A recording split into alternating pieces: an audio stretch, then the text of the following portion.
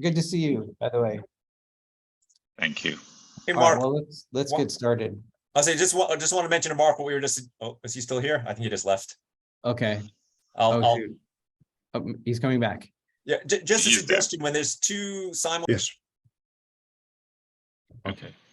All right, so good afternoon, everyone. My name is Paul Sevigny, and My name is Shoichi Manabe. can you all see my screen? Yes. Okay, great. Well, thank you for coming to this presentation, and the title is, as you can see, the case for agenda-based reading groups in EFL contexts. And if you're here, and I'm sure that you're very, like us, very interested in extensive reading. And if you're involved in extensive reading with students in Japan, I'm sure you realize that there's always a need to onboard students to your systems, and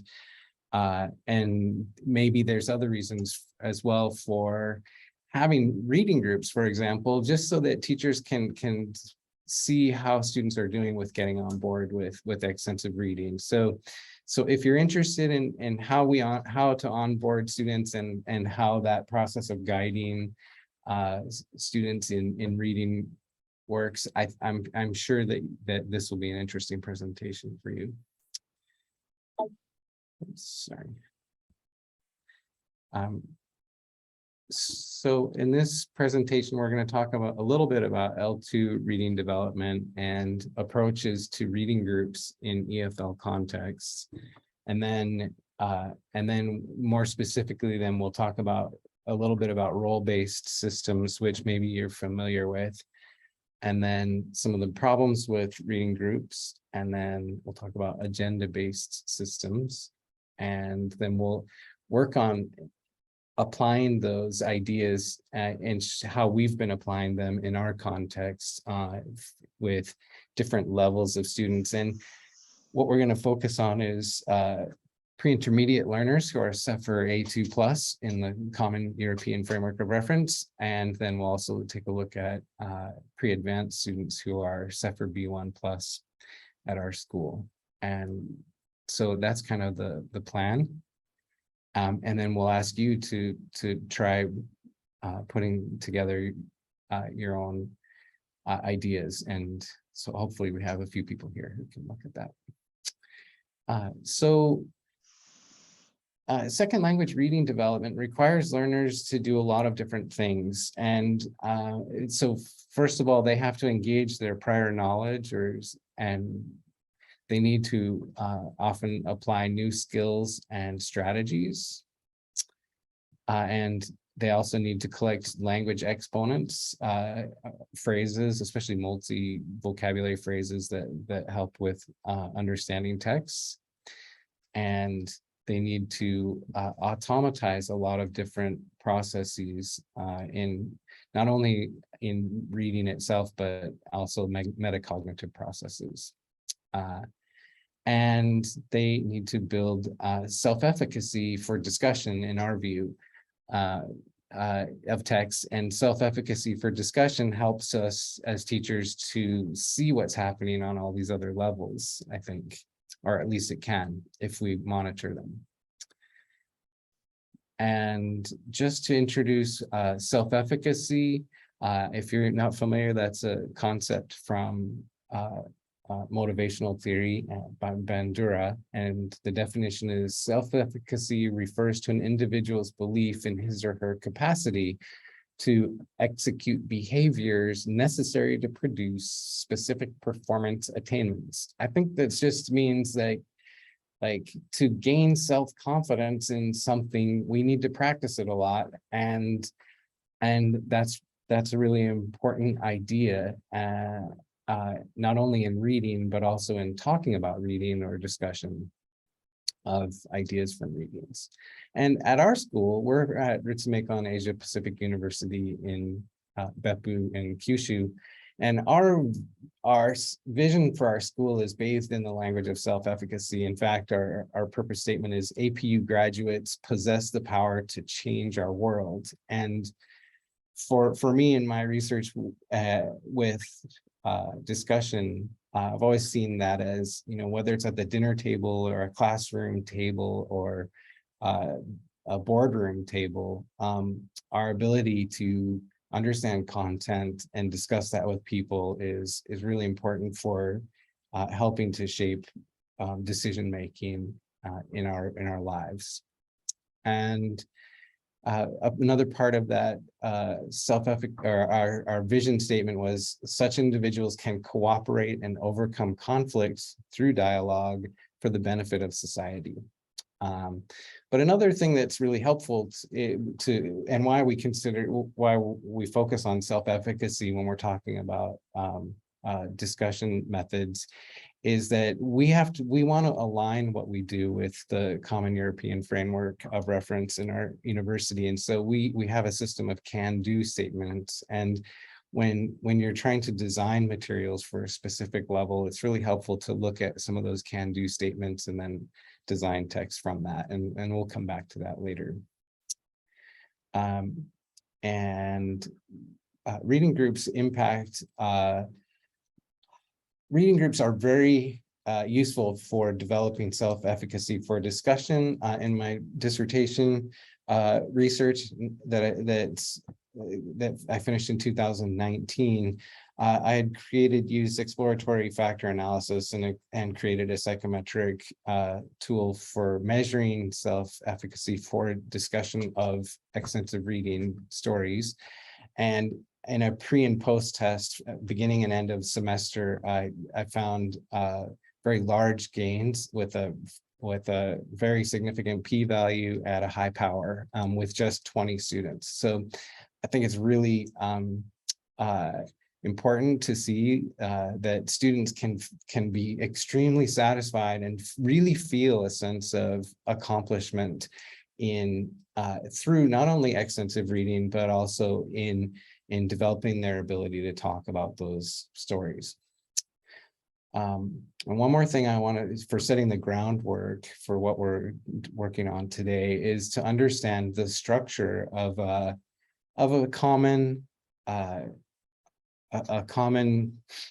text-based discussion. And a common text-based discussion among students basically takes the typical initiation, response, and follow-up, the IRF sequence, and it sort of looks like a subroutine like this. And some of the language that it's helpful to use is to understand that, like, in a book club discussion or a literature circle, there's usually some opening sequence where the students introduce themselves and their book or whatever, and then there's going to be some kind of facilitator or discussion leader, or maybe there's multiple leaders, but someone's going to start making a transaction, and they might say, they might use a directive or ask a question or something like that, or to get started. And then you'll have some initiation, like, okay, well, tell us about this story. What happened in this story? If they were eliciting a summary, for example, and what do you guys remember from this story? Whatever that initiation is. And initiations, an important idea to understand is that in these kind of book club discussions, the bulk of all the turns in a discussion about a story are almost all part of the interpretive response sequences. So it might be that there's one question, maybe a better one is not one that elicits a summary, but one that elicits a discussion, like, what's the theme of this story? I'm not really sure. Can you guys tell me what the theme of this story is? And there's often multiple possibilities for what a theme of the story might be. So you can imagine that the interpretive response sequence could number 20 or 30 turns easily in that kind of an exploration. And then there may be some kind of follow-up, and then after that there's going to be, okay, well, I think we've figured out the theme of this story, so we call that an interpretive exchange closing. And then once it's closed, then it can go back and they move on to the next interpretive exchange. Or it might be a completely different transaction. We don't need to go into the details of that, but we can say that there can be multiple initiations and exchanges within one transaction. if, let's say, there's one person leading several different questions on a topic, right? So this is probably more discourse analysis than you want, but I just want to help us understand what, when I say like an initiation or interpretive exchange initiation, I'm referring to sort of getting one part of a discussion moving. And I think it's helpful to talk about that. And then you have closings or moving on, and then you have the end of the discussion. So I see something in the chat, and I'm not sure if this was, I think this is okay. All right, whoops. So let's see, Shoichi, I think I've got one more slide or so here, and then maybe there's a couple more. A little more background is, if you're familiar, what I want to point out is that historically, as far as literature circles and extensive reading go, there was a real interesting confluence of two schools of education in the 1990s. There was the Chicago milieu of Harvey Daniels happening in the 90s, where he was working with primary school and secondary school teachers all over Chicago in developing literature circles for L1 students in English. And there were teachers in all these different levels who were experimenting with literature circles as a way to develop literacy among first native speakers, or sorry, the first language speakers. And they developed the role-based systems, and those were coming out. And Daniels and Marilyn Bizarre wrote about, his first ideas out in a book in 1998 called Methods That Matter, and it's a training manual for secondary school teachers. And then at the same time, you had Day and Bamford and all the school in Hawaii, especially that was influential all over Asia with developing tenets of extensive reading. And I'm pretty sure everyone's really well aware of those. But the interesting point is, at that time in the 90s in applied linguistics, when you have Noonan's ideas of learner-centered teaching and these things coming together, there was quite a coming together of this idea of let's let students choose a book for themselves, and then let's let them read and talk about it.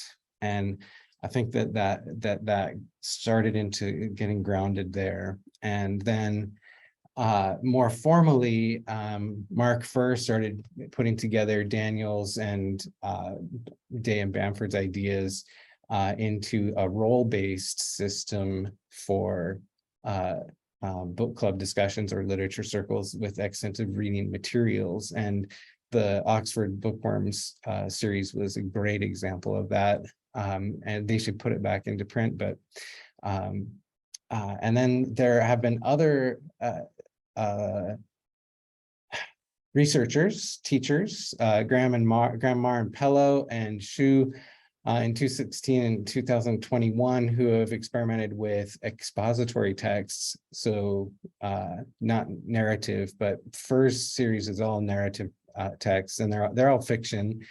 But narrative doesn't have to be fiction. I mean, biography is usually non-fiction narrative. And so the point is that in role-based systems, the worksheets need to be designed to work with a particular text type. And usually those are either narrative or expository if you're trying to create a sort of standardized set. And then in terms of agenda-based systems, I think we've all been to meetings where we have an agenda. So it's a pretty basic idea. And back in 2007, Bradley Bahrain was teaching over 100 students in a class in Vietnam, college students.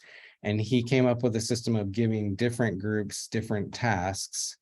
And he was basically giving each of those groups an agenda. And that was the first time I saw that, but different groups had a different agenda, even though, and they were all reading different books. And then Polang Mark, in 2007 at Kitakyushu Jolt wrote an article, and he wanted to try role-based discussions, or she, sorry, I don't know, wanted to try role-based discussions, but didn't have time to have permanent groupings over a whole semester. So said, I'm going to just try something that I can do once, and created this sort of task agenda based way of going through talking about one graded reader.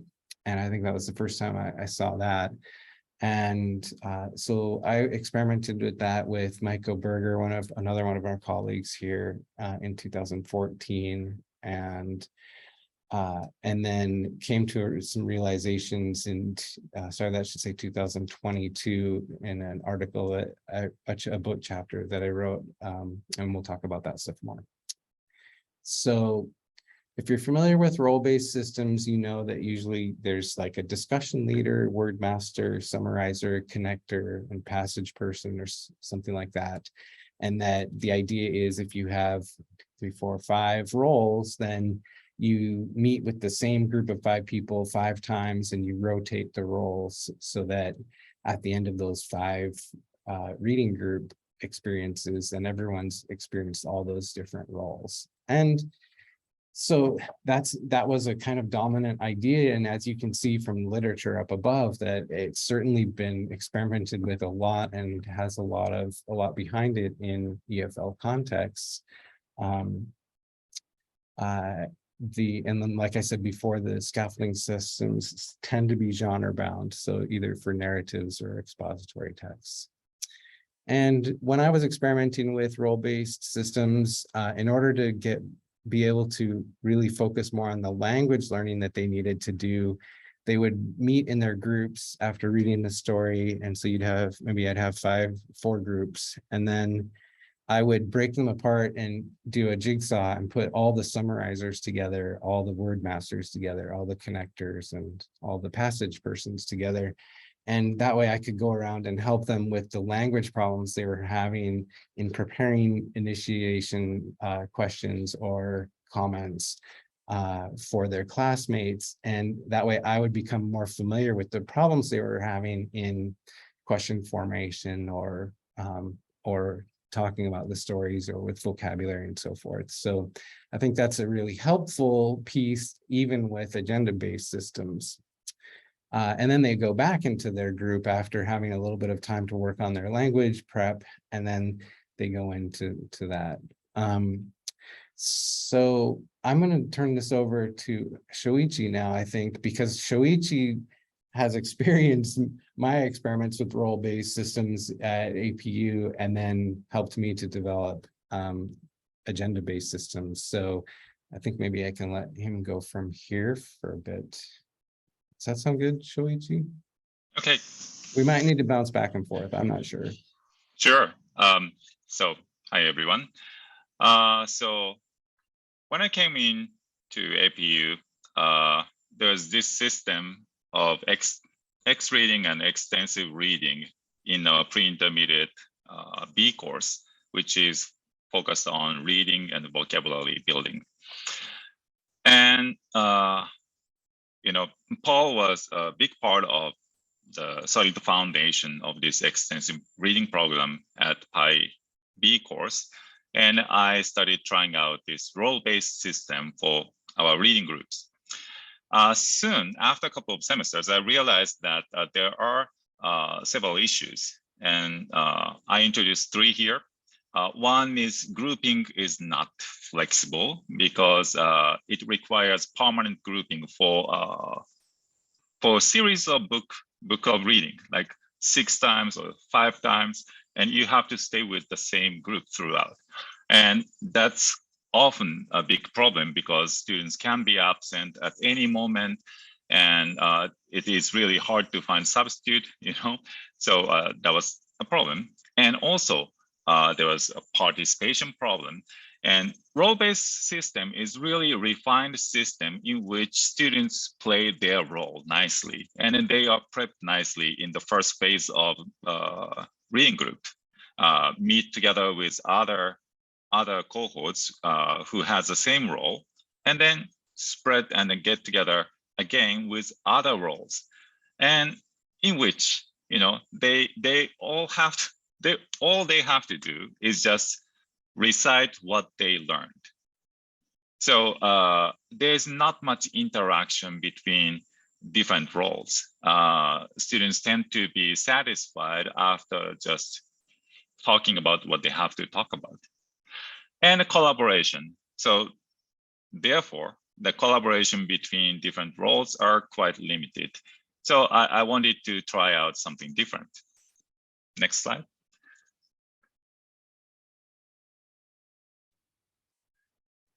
So other common problems with reading groups are such. Teachers are not comfortable with students-centered activities with multiple roles. Teachers are often hands-off in this kind of activities because it's such a active learning style experience. And students do not know how to find appropriate reading materials for their group, and students do not know how to ask higher level questions. They all need this kind of guidance from teachers, and they often ask for it. And online systems do not allow for easily doing jigsaw grouping. Whoever tried Zoom has this difficult time, mixing up breakout rooms and then coming back to one group. It takes some preparation. And also students are not adequately prepared to participate. So these obstacles are there, and then this often comes with role-based system. So we wanted to try out different system. And then Paul and I and Michael, together we came up with new agenda-based reading group system. Next slide. So basically, the agenda-based system has a standard routine of pedagogical, stylistic elements, and also routines can be changed depending upon the text type. I'm going to explain this along with our practice in PyB now. Next slide. Oh, I think this one, I might it might be in the one. wrong order. So maybe we can come back to this one. Hold on, I'm gonna go. Okay. Is this okay. correct? Yeah. Good. So in agenda-based system, system is really flexible because we can use randomized grouping.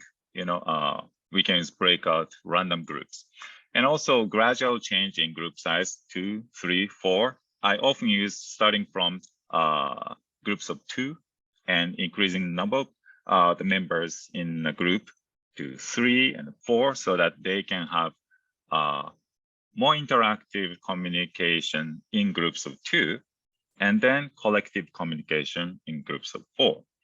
And roles are really simple in this agenda-based system, which are facilitator and other participants.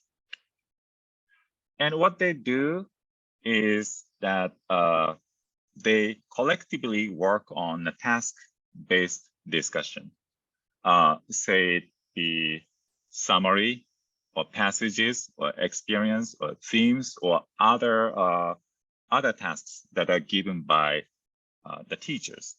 And they work on this kind of task with adequate preparation in their discussion. And the adequate preparation part is routine-based process. Students prepare for discussion by completing a worksheet with questions about basic information and discussion targets, such as author names, publisher names, and character relationships, and plot points, so on. So students are prepared by reading the book and filling out the worksheet, and then coming to the classroom, and then they are given the target and task, and they collectively work on this task. Next slide. Other characteristics of agenda-based systems are students all read the same text. The teacher creates fellow reader worksheet. This is a preparation sheet. And the teacher creates collaboration board for collecting group responses. This is the task sheet for the reading group. And a teacher needs to set up training for facilitating. This is an important part, actually. Facilitator is often looked over in our English course, but their main job is to listen to other people and with back channeling, elicit more more words, more expressions, more language from each participant. And then forming consensus among the participants. So training students for facilitating a discussion is a big part of this agenda-based system. And students often choose or volunteer to be the main facilitator for their group when they get together to start a reading group. Next slide. Okay, one more. Okay, discussions focus on inclusivity, interaction, and task completion. What that means is that a facilitator is encouraged to give equal opportunity to each member. So if you have one person in the group who is willing to contribute more, overwhelming more, then facilitator has the choice to stop these students and then give opportunities for other students.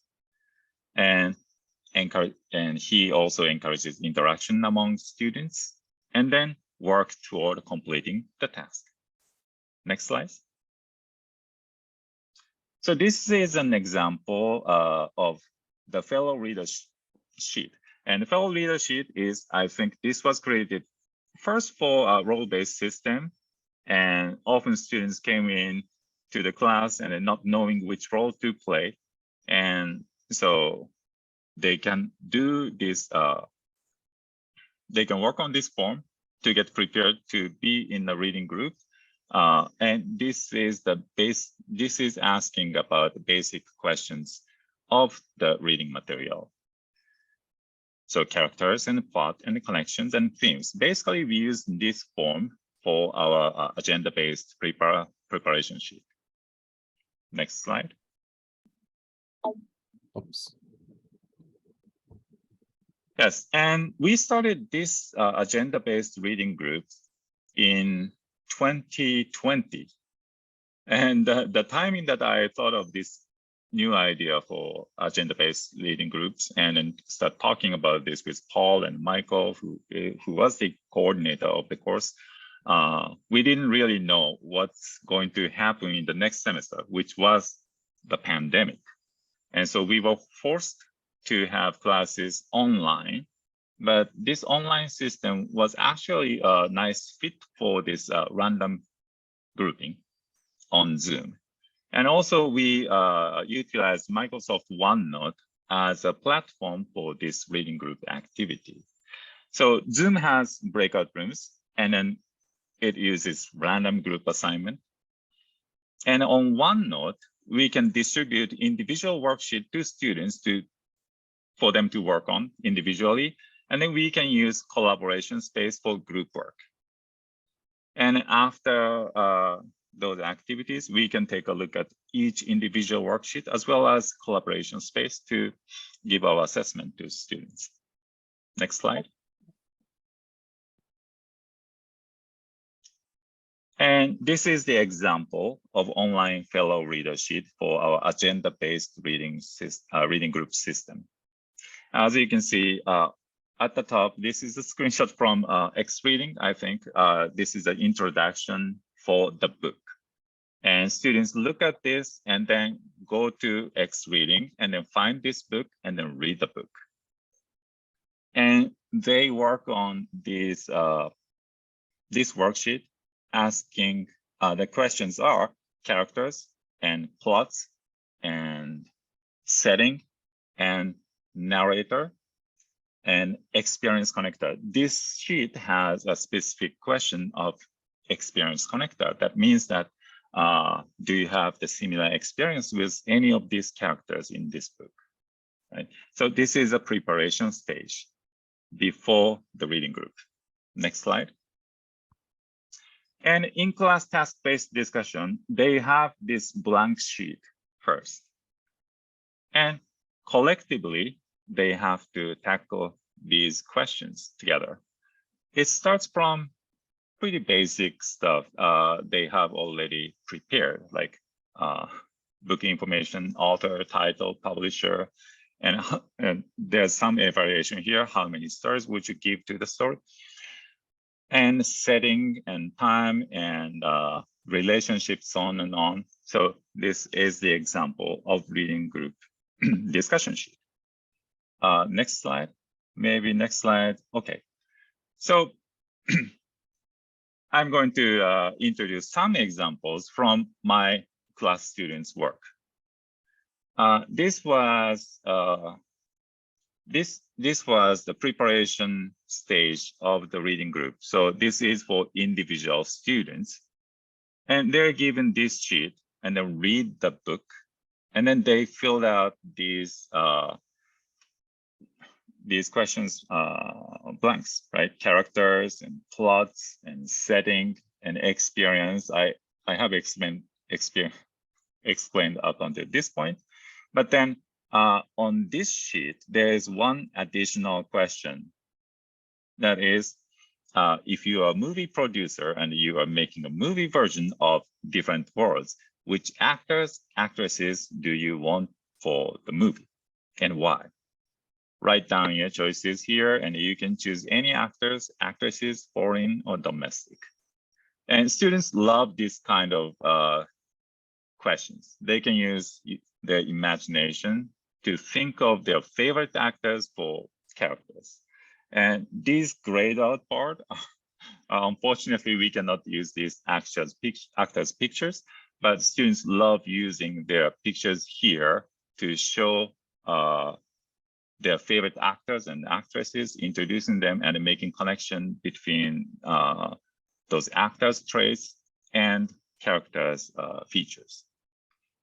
Next slide.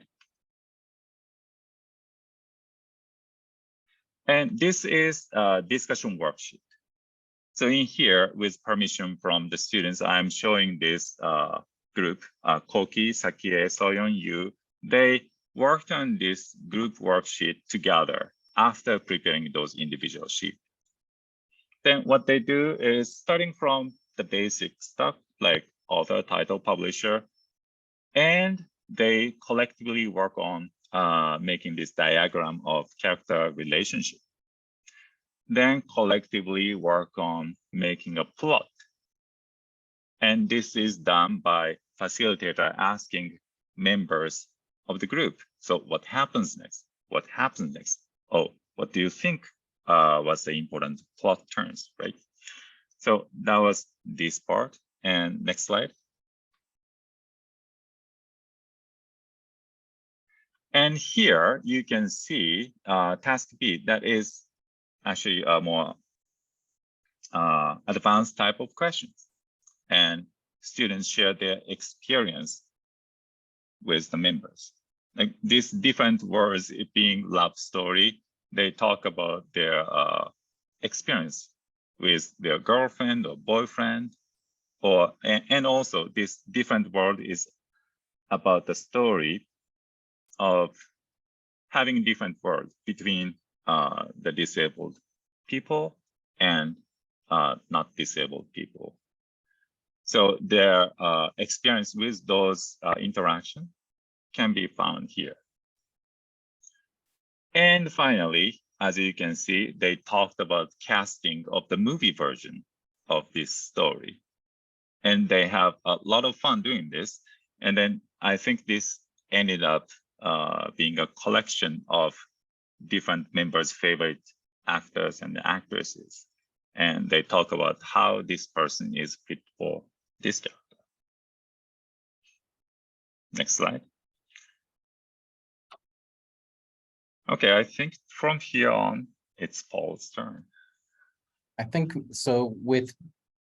I have started coordinating. I moved from coordinating pre-intermediate up to pre-advanced, and I was basically starting off with taking that same sort of base fellow reader kind of worksheet, and the purpose of that was just to make sure that they had gotten to the sort of proto understanding level, and it was activated. The literal facts of the story are basically something they can talk about at that stage. So this part doesn't necessarily need to change. I would say for our pre-advanced students, one of our can-dos is that students can make inferences about attitudes or feelings of characters in a longer narrative. So that's one of our can-do statements. And so I was playing with that idea in here, and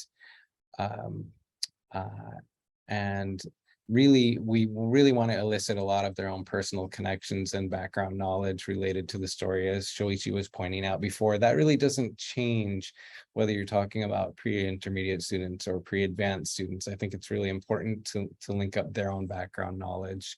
But I do think the pre-advanced students are much more capable of really trying to articulate what some of the themes of a story might be. And just like where Shoichi was talking about the sort of open-ended discussion involved with deciding what actors or actresses to cast for a part in a movie, working together and discussing what maybe the most important themes of a story are is probably definitely a very appropriate task for pre-advanced students to take part in. So preparing their mind on that part makes sense. And just to add, we do have somewhat of a evaluation. It's pretty simple, but just if students are prepared, then we pretty much just put check pluses down here, and that just helps them to see that they're prepared for the discussion. And part of the reason for that is, in my research, students who hadn't read a story spoke 50% fewer words than students who had read the story. And so that was kind of what sort of led down the path to the fellow reader role sheet. So I don't know if people here would like to just share how they might, how their context fits with what they've seen so far. We have a pretty small group, and so I'm just wondering if anyone wants to share, like, what level are your students, and maybe do you think this kind of system might help teachers to know better where students are with their extensive reading, or any comments so far?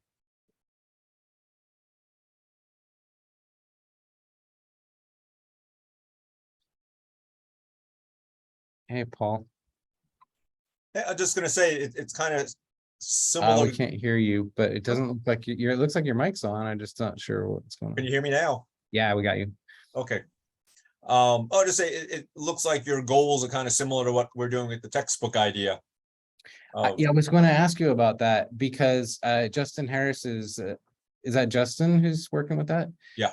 Because I've spoken to him for a bit at the task-based conference of several years ago now, but I was glad to see that he's working on that for that reason, because it's kind of, I mean, it's all, whether it's role-based or agenda-based, it's all part of task-based teaching. But I think the idea of the agenda that we're working on, where you can really focus it on a particular text, gives you a lot more flexibility.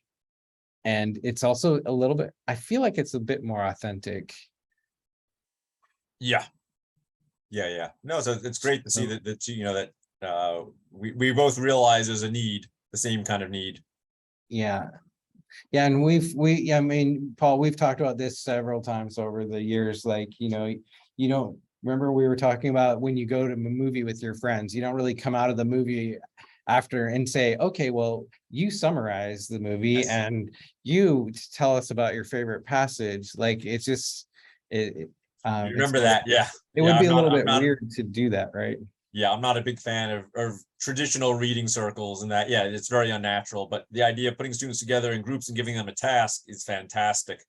And I think just, like anything else, it was when Mark Furr first wrote about them. I don't know if his original idea, but it seemed like a great idea, and it was better than what was before it, but it was quite flawed.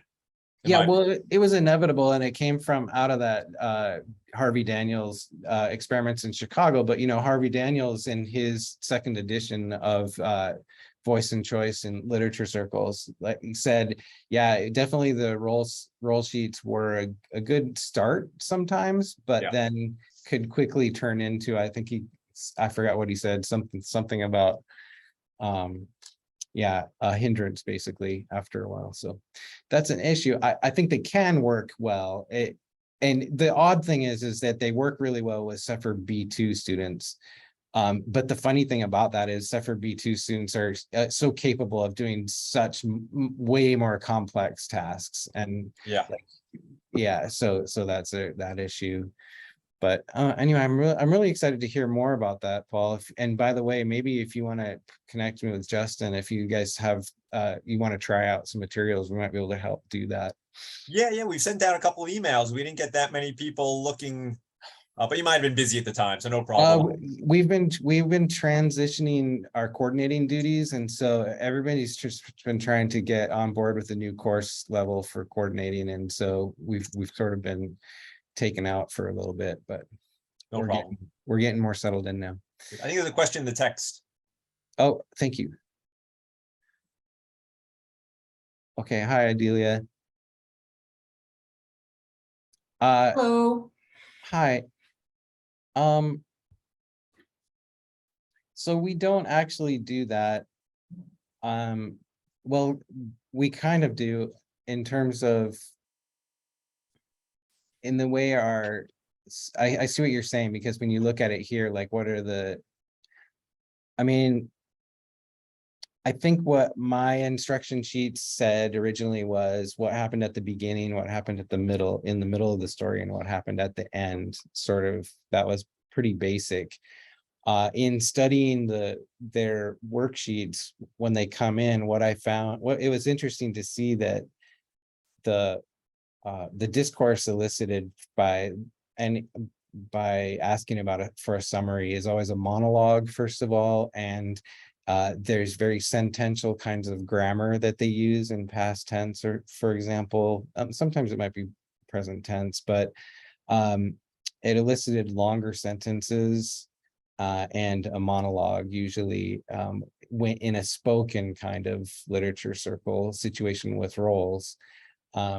But here what we're doing is we don't really give them a lot of instructions. We just want them to write down some notes, what they remember about the beginning, middle, and end of the story. And we don't necessarily draw on it directly, but the idea is that if they've done that, we believe that they're going to be more ready to deal with the improvisational nature of those exploratory exchanges in the discussion. I don't know.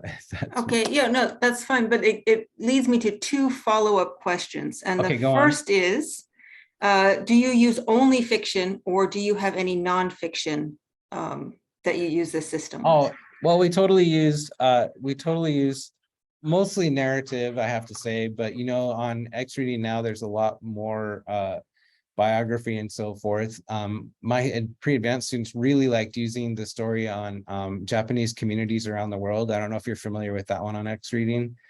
But that was a good one, but it was tough because it was like 9 different case studies of individuals who had immigrated to other countries. And so it's an example of where you really need to, you might need to customize a bit more. And so I did customize that one. I'm trying to think of how I did that.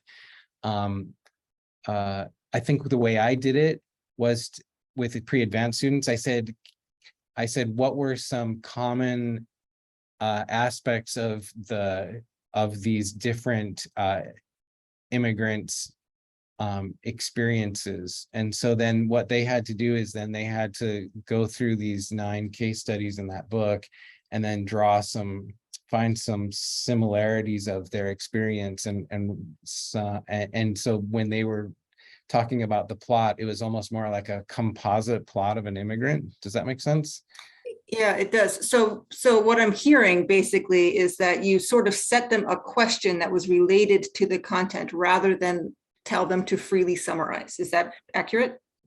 Well, I definitely check so we definitely use, when we do the book clubs, almost always students are pretty new to using X Reading. And so they're in their first semester, usually at the university. And so we're doing a lot of onboarding. So usually all the students will read the same story.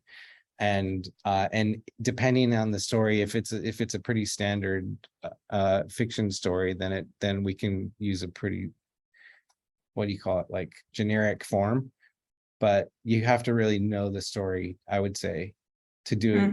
Yeah, it's better to customize it if you're prepared to, I feel. Yeah, the reason it occurred to me is because I've had problems in the past, especially when I was teaching at high school, but also with my students now, in that they don't really know how to pick out important points, and how to find what matters, and to create some kind of summary from scratch. So I was curious as to how you handled that, but I think I have an idea now. Thank you. Yeah, I mean, for me, except for B1 and A2 plus, the most important thing almost is creating a diagram of the characters and their relationships with each other. I think that's pretty key. So, Shoichi, I think we're near the end of things. We're playing with different ideas at the pre-advanced level, so that after they've kind of done their collaboration or their individual worksheet, we might ask them to work together to create a prequel or create a sequel, for example, in the discussion, or we might ask them to do something like a talk show interview where, okay, you're one of the characters in the story, everyone asks questions to you as the interviewee on the talk show, you know, or another one we do at pre-advanced is, you know, they have to know how to explain charts and graphs and the terrain of charts and graphs for expository texts as well. But with narrative, you can actually ask them to plot the level of tension in the story on the y-axis over time and draw a line graph, and then they can talk about rising action and falling action, and that transfers pretty well to a lot, you know, finance or all kinds of different situations. So I think that's good. And we already talked about inferring the feelings of characters, so we're almost at the end here, but we wanted to say that if you want to check out our stories, Shoichi, do you want to wind this up actually? Okay, pretty. I understand we don't have time, but we want to talk about what we do at APU. Paul studied this Kakenhi program, which is a government subsidized program, CLA, Community Literacy Activist Program. And what we do mainly is that we create original story based on students' cultural background, and authors are all students, and then translators who work on the translation from English to Japanese, they are all students. And we create these stories and then make anthologies. And along with it, we study how we can organize bilingual book clubs and write research papers about that, and create this website that you can see all book club events and then stories. And then we are currently working on making several different levels of same stories. So starting from elementary level and pre-intermediate level and pre-advanced level, we are going to have probably 6 different versions of one story, and we are creating 6 stories by the end of this academic year in Japan. So that means by next March. And that's our target. And then we hope to share this information with a lot of English teachers as well as Japanese teachers. And then that's why we are aiming at Japanese language teaching conference in Japan in November. And I think that's about it, right?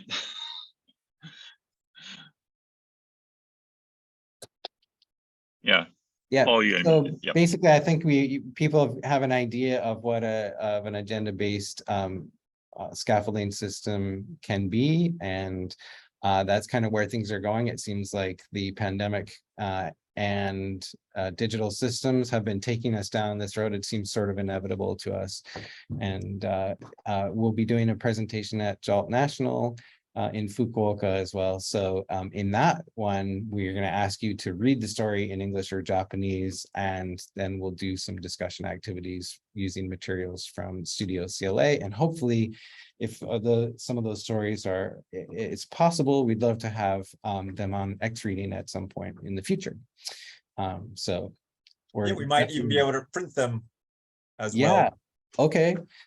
Let's talk more about that, because I'm getting InDesign set up with one of my student workers and working on editing on the And cloud. also, if you're, I don't know, I think Mark had a question if we're finishing, I don't know. Yeah, we're. I need to stop recording this session. You can. If you finished, if you finish, then finish. If you can ask questions, here's the you can stop and ask references. questions. But I need to Here's finish. the references. Go to And questions. I think we are done. So thank you, Mark. Sorry to go. Thank you very much.